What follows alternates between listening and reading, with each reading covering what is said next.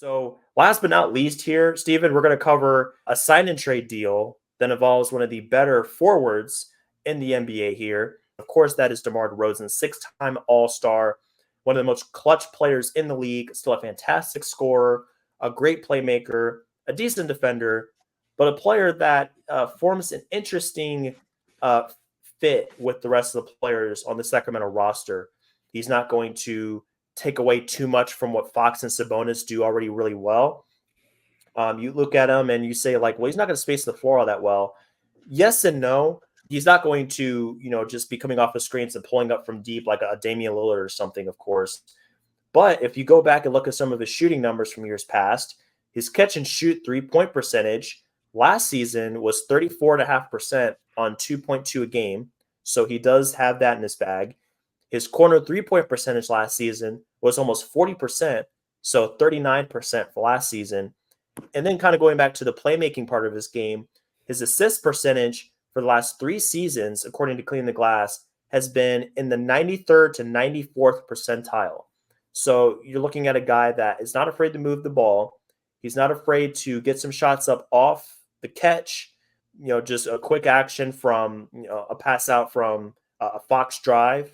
He's more than willing to put those up. And if it's in the corner, it's going to be even more accurate. I do see where there can be a fit there. Defensively, there will be questions, but I'm sure they'll kind of figure that out as they go. For the total value of DeMar's contract is going to be 3 years for it looks like a total of $74 million. Year 3 is not fully guaranteed. There's a partial guarantee there. And there's also a bonus built into his contract for making an all-star game. And I'm sure that the Kings will be more than happy to pay that if he does play up to that level of being an all-star. They'll have no problem with that. I like that the Kings were willing to make this trade to get who is, by most accounts, a better player in DeMar DeRozan replacing Barnes. I think that does make them a little bit better. Doesn't make them a favorite. I wouldn't say that. I wouldn't put them in the top 4 of the Western Conference, even after this deal. But I think there is a lot of potential here, especially offensively. It was only like 2 seasons ago that Sacramento finished. I think they were either number 1 or one of the best offensively in the league.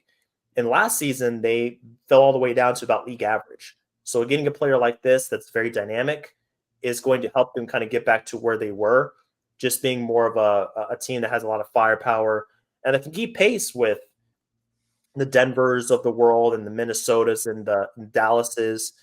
It's really going to help them in that regard. I know the Kings were apparently negotiating a deal for Brandon Ingram. I think I like the DeRozan fit more than I would like the Brandon Ingram fit.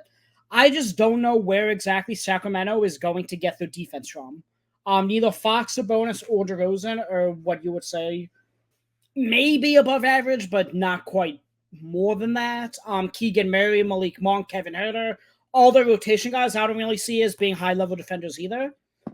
That's where I'm like, okay, I don't know. Yes, I know you're saying, oh yeah, well now they could keep up offensively with Denver and Minnesota and Dallas. But I think those teams are going to have a field day with them when they have the ball in their hands as well on offense, because I don't think Sacramento's going to be able to defend them.